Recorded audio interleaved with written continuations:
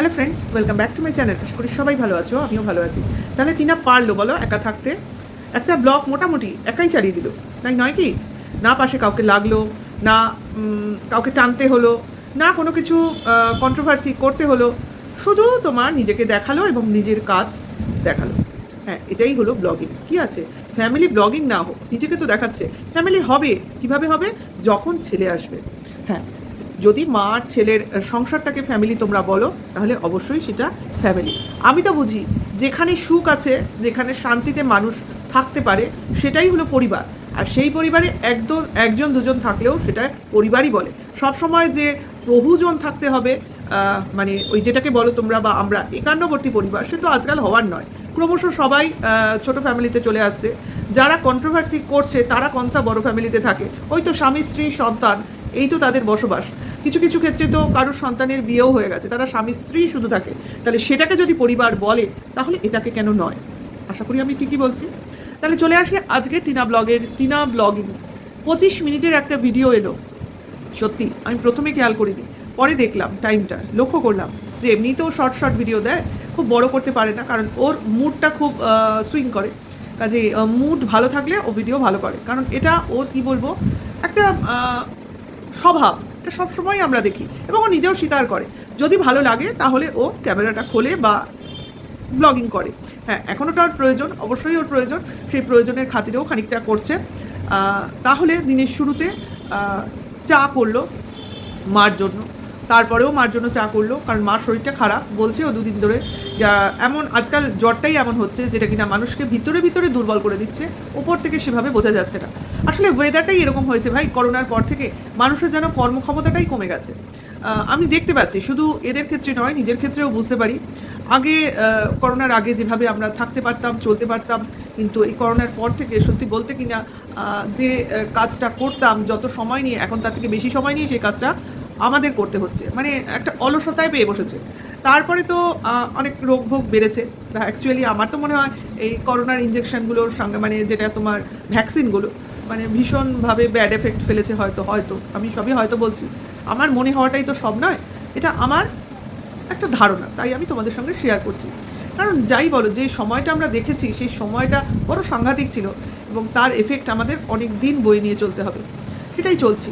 হয়তো next generation, future generation আস্তে আস্তে রিকভারি করে নেবে, এবং আবার সেই সুস্থ সবল একটা চলমান সময় আবার আমরা ফিরে পাবো। যা ক্ষতি হয়েছে, সেই ক্ষয়ক্ষতির পরিমাণ আমরা যদি ভাবতে বসি, গুনতে বসি, সময় পারই হয়ে যাবে, শেষ হবে না। যাই হোক, সেটা কথা নয়। কথাটা হচ্ছে যে মা ওর সঙ্গে আজকে থাকবে না। শুনে আমি চমকে উঠেছিলাম, ভাই একা ফ্ল্যাটে থাকবে? আমি একটু ভীতু মানুষ মানে একা থাকাই ভীতু। একা মানে একা ঘরে, একা রুমে আমার ঘুম আসে না। তো সেই রকম আমি একা থাকবে শুনে একটু চমকেই উঠেছিলাম। কিন্তু কারণটা হলো যে প্রচুর কাজের চাপ পড়েছে, বৌদি একা সামলাতে পারছে না, তাই মা যাচ্ছে। হ্যাঁ, মেনে নিলাম, ওই বাড়িটাও তো ফাঁকা রাখা যায় না, সেই হিসেবে ওদের যাতায়াত করতেই হবে। এটা তবু ফ্ল্যাট, এখানে তোমার বদ্ধ জায়গায় রয়েছে, কিন্তু বাড়ি একটা যেখানে, সেখানে পুরো বাড়ি ফাঁকা রাখা সম্ভব নয়। সেক্ষেত্রে বৌদিকে তো যেতেই হবে, দাদাকেও যেতে হবে, যাতায়াত করতে হচ্ছে। এবার মাকেও যেতে হলো, কারণ কাজের চাপ বেশি। হ্যাঁ, ওরা একটা কাজ করতে পারতো, এই বাড়িতে সমস্ত নিয়ে আসতে পারতো, আমার মনে হয়েছে দেখো। কিন্তু আবার মনে হচ্ছে ওই বাড়িটা দুদিন ধরে সম্ভবত ওরা ছিল না, তার জন্য ওখানেও যাওয়া প্রয়োজন। তা সেটা কথা নয়, একটা বেলা মানে দুপুর থেকে রাত, পরদিন সকালেই আবার বৌদি চলে আসবে, দাদা চলে আসবে, হয়তো মা আসবে না, আবার মা পরে আসবে, মানে এরকম অল্টারনেটিভ করেই যাতায়াত করতে থাকবে। ভাই কোনো না কোনো সময় বিপদ আপদ হলে বা দরকার হলে মানুষকে এই পরিস্থিতিটা তোমার ফেস করতেই হবে। তো সেই পরিস্থিতি মনে করো একটা এলো, এবং একা থাকার পরিবেশ, একা থাকার সময় এলো। সে যাই হোক, ও মনে সাহস আছে, আমার মতো ভীতু না, নিশ্চয়ই ভীতু না, যথেষ্ট সাহসী। আমি না কোনো মানুষকে ভয় পাই না, কি জানি আমার একা থাকতে বড় ভয়। থাকে মানুষের কিছু দুর্বলতা তো থাকে, সেই রকম অবস্থা। যাই হোক, তা একা যে মানুষ থাকতে পারে না, সে মানুষ মনে হয় সব থেকে সাহসী। এই হলো ব্যাপার। কারণ একা থাকার জন্য অনেক বেশি মনের জোরের প্রয়োজন হয়, অনেক বেশি তার ভেতরে পাওয়ার লাগে। সেটা ওর আছে, অবভিয়াসলি আছে। রাত অবধি তো কাটিয়েই দিল, তার মধ্যে লোডশেডিং, অবশ্যই আসছি সেই ব্যাপারটায়। রান্না করেছিল মা, যাওয়ার আগে খেলো, দেখলাম। তারপরে ও নিশ্চয়ই খাওয়া দাওয়া করেছে, সেটা আর দেখায়নি। এবং অবভিয়াসলি মার চিন্তা হচ্ছে, দাদার চিন্তা হচ্ছে, সবাই বলছে দরজায় যেন ভালো করে তালা দিয়ে রাখে, দরজা যেন না খোলে, আইবল দিয়ে দেখে তারপর যেন খোলে। অ্যাকচুয়ালি ওর নিজের লোক ছাড়া তো কেউ আসার নেই, কাজে এর বাইরে যারা আসবে তাদের জন্য দরজা খোলার কোনো প্রয়োজন নেই। প্লাস ওর অপোজিটে যে প্রতিবেশী আছে তাদের সঙ্গে ওর একটা ভালো মানে সম্পর্ক গড়ে উঠেছে। তার জন্যই লোডশেডিং যেই মুহূর্তে হয়েছে ও সঙ্গে সঙ্গে ফ্ল্যাটের দরজা খুলে ওই দিদির কাছে গিয়ে যে কথাবার্তা বলেছে। এটা হয় হট করে লোডশেডিং তো। তারপরে যদি তোমার বাড়িতে এমার্জেন্সি লাইটের মনে হয় ব্যবস্থা আছে ফ্ল্যাটে, হয়তো ধীরে ধীরে ও নিজেও নেবে, কিংবা ইনভার্টার, যাই হোক একটা কোনো ব্যবস্থা তো করবেই। ফ্ল্যাটে থাকতে গেলে এই জিনিসগুলো লাগে। বাড়িতে কি অনেক লোক, আশপাশের প্রতিবেশী, এদের চোখে পড়ে। ফ্ল্যাটে তো দরজা বন্ধ করলেই তোমার টাচ পুরো সেপারেট, সেখানে তোমার বাইরের লোকের সঙ্গে আই কন্ট্যাক্ট হয় না, ফিজিক্যালিও তুমি কাউকে দেখতে পাচ্ছ না, বদ্ধ একটা জায়গা। সেইখানে তোমার কিন্তু এসব লাইটের এমার্জেন্সি ব্যবস্থা করে রাখতে হয়। নেবে, ধীরে ধীরে নেবে, একসঙ্গে সবটা হয় না, ধীরে ধীরে সমস্ত ব্যবস্থাই হবে। তবে শুনলাম লোডশেডিং খুব একটা হয় না। আমি আগের ভিডিওই বলছিলাম যে ওরা পুরসভা এলাকায় থাকায় মনে হয় না সেরকম লোডশেডিং হয়, কিন্তু মানুষের তো এমার্জেন্সি বলেও ব্যাপার আছে, বা অ্যাক্সিডেন্ট বলেও ব্যাপার আছে। সেই রকমই হঠাৎ হয়তো কোনো কারণে পাওয়ার ফল্ট হয়েছে। তা যাই হোক, বেশিক্ষণ ছিল না, খুব তাড়াতাড়ি চলে এসছে। এবং বলতে গেলে বললো প্রাণে জল এসছে। হ্যাঁ, প্রাণে জল, এবং সমস্ত শরীর ঘামে ওর ভিজে গেছে, ভয়ে, গরমে যত না ভয়ে, মানে আতঙ্ক বলে না। একে তো লোডশেডিং, তারপর একা রয়েছে, এই যদি অনেকে থাকতো এটা ব্যাপার হতো না। যাই হোক, এটা হয় কারণ ও সবসময় সবার মধ্যে থেকেছে, হইচই, হট্টগোল, কোলাহল, তোমরা তো দেখেছো। যাই নিয়ে এত কন্ট্রোভার্সি হয়েছে যে হাটের মধ্যে থাকে, সবাই সবসময় হাই করে, হাসি ঠাট্টা করে, খেলাধুলা করে, লুডো খেলা করে। এই লুডো বলতে গেলে আমার মনে হয়, দেখো ওদের এত নজর লেগেছে বলতে গেলে আমি মানি না, আমি জাস্ট মজা করে বলছি। লুডো খেলাই ওদের হচ্ছে না, দেখতে পেয়েছো কীরকম সবাই সেপারেট হয়ে যাচ্ছে। এক জায়গায় হবে তবে না জিনিসটা খেলা হবে। কাজে এই যে বলে না মানুষ ওরা এইভাবে আছে ওইভাবে আছে, আরে এটা তো ওরা একটা টাইম স্পেন্ড করছিল, এইভাবে নিজেদের মনটাকে ভালো রাখছিল।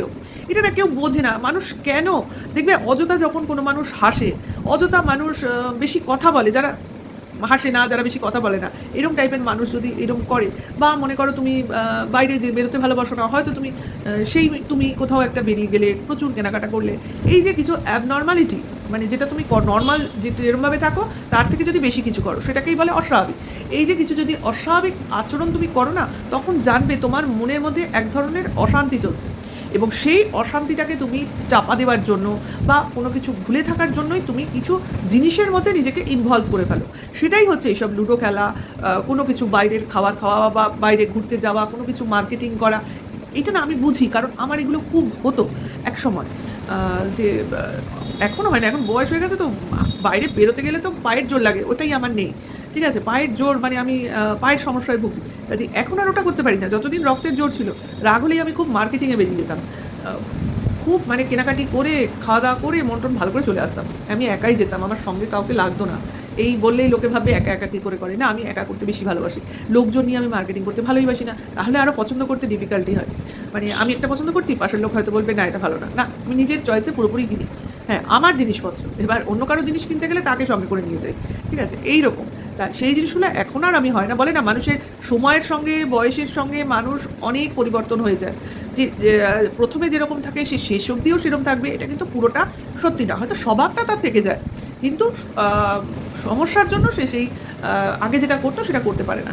আমি হচ্ছি তার উদাহরণ। যাই হোক, তা সেই রকমই এই যে করতো, এখন কি করতে পারছে? দেখো, ওরা এক জায়গাতেই নেই, কেউ এখানে কেউ ওখানে। ঠাকুমা তো পিসির বাড়িতে, আবার শুনলাম ঠাকুমা নাকি অসুস্থ হয়ে পড়েছে, ওখানে গিয়ে জ্বর হয়েছে। ঠাকুমার একটু শরীর টরীর খারাপ ছিল ওই অমাবস্যার পরপর থেকে। হয় মানুষের ওই সময় না অত নিয়মকানুন পালন করতে গেলে শরীরটা একটু দুর্বল হয়ে পড়ে, একেই তো খাওয়া দাওয়ার ওসব মানে বিধিনিষেধ থাকে। তারপর তো ওরকম করতে করতে তারপরে এই ঠান্ডা গরম, বৃষ্টি হচ্ছে, গরম লাগছে, ঠান্ডা লাগছে, এর থেকে তোমার সর্দি গরমি অনিয়ম থেকে তোমার শরীরটা খারাপ হয়েছে। এবার তার জন্য পিসির বাড়িতে হয়তো কোনো প্রয়োজনে গেছিলে, বা সেখানে গিয়ে অসুস্থ হয়ে পড়েছে, ব্যাস এখন আবার কিছুদিনের জন্য তাকে ওখানে থাকতে হচ্ছে।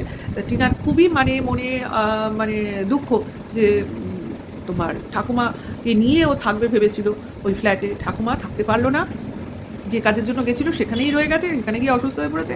যতক্ষণ না আবার সুস্থ হচ্ছে সে আসতে পারছে না, তার জন্য সে টিভি রিচার্জও করছে না, কারণ ঠাকুমা আসলেই ও টিভি রিচার্জটা করবে, কারণ ও নিজে টিভি অতটা দেখতে ভালোবাসে না। আর এখন, আগে যদিও বা ভালোবাসতো, এখন তো অনভ্যাসের কারণে এটা হয়ে দাঁড়িয়েছে। প্লাস মোবাইল থাকলে আর অত টিভি দেখতে ইচ্ছা করে না। অ্যাকচুয়ালি যারা ব্লগিং করে তারা টাইম পায় কই টিভি দেখার, ওই টাইম পাসের জন্য কোনো সময় একটু খোলে, কিন্তু ওর সেরকম প্রয়োজন নেই মোবাইল থাকার কারণে, সেই জন্য ও টিভিটার এখন রিচার্জ করছে না, ঠাকুমা আসলে ও রিচার্জটা করবে। দেখ তাহলে এটা ও নিজে থেকেই পরিষ্কার করে দিল, যারা এই হ্যান বলছিলে ত্যান বলছিলে, ঠাকুমা রাগ, ঠাকুমা ঝগড়া, দুধ, এদের খেয়ে দিয়ে কাজ নেই। মানুষের কাজে আজকাল বিজি, এখন কারোর জন্য কেউ আটকে থাকবে এমন নয়। ওর ফ্ল্যাটে যাওয়ার প্রয়োজন ছিল, বাধা পড়ছিল, এদিক হচ্ছিল তেজ জন্য, যাই হোক এটা পুজোই তো দিয়ে ঢুকে গেল। ঠাকুমা আসবে না তা তো না, আসবে, দুদিন পরেই আসবে, এবং ঠাকুমা এসে যথারীতি তার নাতনির সঙ্গে থাকবে, এটা তোমরা দেখে নিও।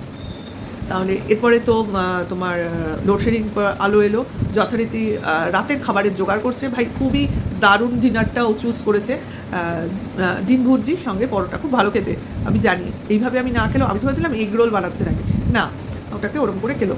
যাই হোক একা খাবে, নিজের মতো একটু করে নেবে, খাবে, এমন তো নয় যে আমি একবারে সকালে করে নিলাম সেটাই আমি রাত্রে খেলাম, প্রয়োজন হয় না। যখন খাবো তখনকার মতো একটু গরম গরম করে নিলাম, খেয়ে নিলাম।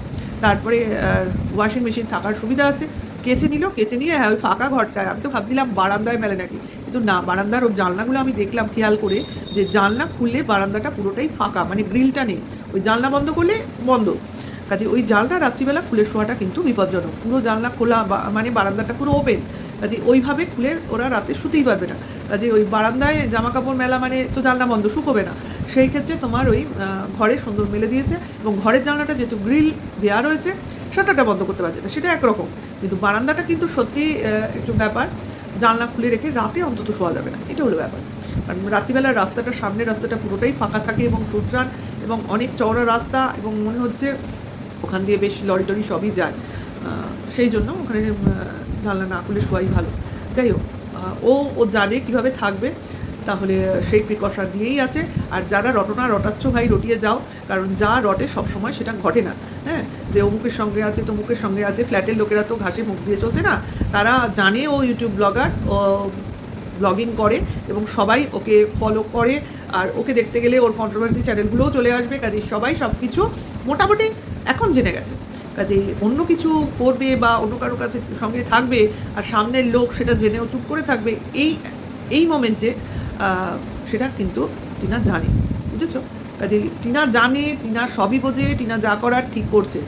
যারা এইসব ফালতু বলছে ভিউয়ার্সদের, সেই ভিউয়ার্সদের উদ্দেশ্যে বলবো, এই ফালতু কথায় কান দিও না, যে অমুকের সঙ্গে আছে তার জন্যই মা চলে গেল, তারপরে বারবার নাইটি চেঞ্জ করছে কেন, এত গরম কিসের, এইসব কথাবার্তা চলছে। তো ভাই নোংরা লোকের নোংরা কথা বলা হলো অভ্যাস। কাজে যারা তোমরা ভিউয়ার্সরা ভালো কথা শুনতে চাও, নোংরামিটা গায়ে মাখতে চাও না, তারা প্লিজ এইসব চ্যানেলে ভিড় করো না, কারণ এদের চিন্তাধারাই নোংরা। যাদের চিন্তা নোংরা তারা দেখবেও নোংরা, আর সেই নোংরাটাই তাদের মুখ দিয়ে বেরোবে। ঠিক আছে, সবসময় যে মুখ দিয়ে ভালো কথা বেরোয় তা নয়, মানুষের সোচ যদি সাচ্চা না হয়, তাহলে কি করে তোমার কথাবার্তা ভালো ভালো বেরোবে বলো? কাজেই বলছি, এই যে যারা বলছে ভুল বকছে, ভুল রটাচ্ছে, বা নোংরা বলছে বা নোংরা রটাচ্ছে, তাদের তোমরা অ্যাভয়েড করো, কারণ এই নোংরামিটা বন্ধ তোমরাই করতে পারো, কোনো বাইরের লোক এসে করতে পারে না।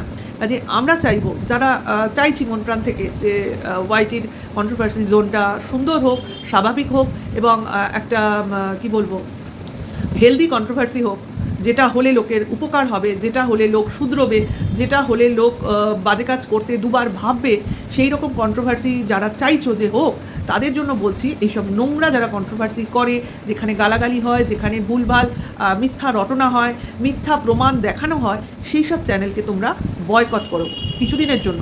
আমার মনে হয়, পুরোটা বলি না, কারোর খারাপ চাই না, কিছুদিন যদি ভিউজ এরা কম পায়, নিশ্চয়ই এরা নিজেদের পথ বদলাবে, এরা নিজেদের চেঞ্জ করবে, কারণ মানুষ খারাপ হয় না। কিছুদিনের জন্য তাদের ভিউজ আপ হওয়ার জন্য তারা ভাবছে এইভাবে আমি যদি ভিডিও করি তাহলে আমাদের অনেক ভিউজ হচ্ছে, কাজে এই লোকটা ওদের পেয়ে বসেছে যে এই কথাগুলো বললে আমাকে ভিউয়ার্সরা পছন্দ করছে, সেই পছন্দটাই যদি পাল্টে যায়, এরাও পাল্টাবে। আজকে আমার কথা শুনে রাখো, তোমরাই পারো যারা এই ধরনের কন্ট্রোভার্সি করছে তাদের পাল্টাতে।